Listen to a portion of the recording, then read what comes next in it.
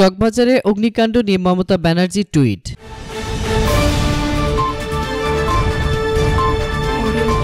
রাজধানীর চকবাজারে চুরিহাট্টা শাহী মসজিদের পেছনে ভবনগুলোতে লাগা ভয়াবহ আগুনে দগ্ধ অন্তত ৭০টি মরদেহ উদ্ধার করা হয়েছে।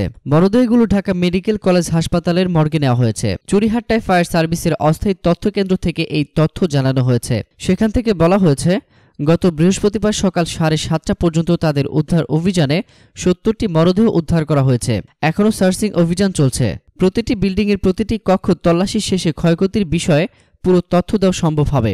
রাজধানীর চকবাজারের চুরিহাট্টা শাহী মসজিদের পেছনের ভবনগুলোতে আগুন লাগার ঘটনায় দেশে বিদেশে মানুষের হৃদয় নাড়া দিয়েছে। এদিকে রাষ্ট্রপতি, প্রধানমন্ত্রী সহ রাজনীতিবিদ, খেলোয়াড় সহ বিভিন্ন মহল শোক জানিয়েছেন। এদিকে মর্মান্তিক এই ঘটনায় শোকাহত হয়েছেন পশ্চিমবঙ্গের মুখ্যমন্ত্রী মমতা ব্যানার্জি। গতকাল এক টুইট বার্তায় তিনি নিজের শোকের কথা জানান।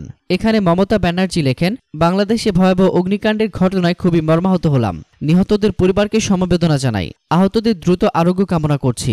এদিকে এই অগ্নিকাণ্ডের ঘটনায় প্রত্যক্ষদর্শীরা বলছেন, হঠাৎ করেই বিকট শব্দে কেঁপে ওঠে আশেপাশের এলাকা। মসজিদের পাশের ওয়াহিদ ভবন থেকে আগুন ছড়িয়ে পড়ে আশেপাশের বেশ কয়েকটি বাসা বাড়ি সহ নন্দকুমার দত্ত সড়কে থাকা কয়েকটি খাবার হোটেলে। একই সঙ্গে যানজটে আটকে থাকা বেশ কয়েকটি গাড়িতে আগুন ধরে যায়। চারতলা আবাসিক ওই ভবনটির নিচতলায় কেমিক্যালের গুদাম থাকায় আগুনের ভয়াবহতা দ্রুত বাড়তে থাকে। একের পর এক বিকট শব্দে কেঁপে ওঠে পুরো এলাকা। শেষ খবর পাওয়া পর্যন্ত চকবাজার আগুনে এখন পর্যন্ত ৭০ জনের মরদেহ উদ্ধার করা হয়েছে। এখনও উদ্ধার কাজ চলছে। আরও মরদেহ থাকতে পারে বলে জানিয়েছে পুলিশ মহাপরিদর্শক ডক্টর জাবেদ পাটোয়ারি।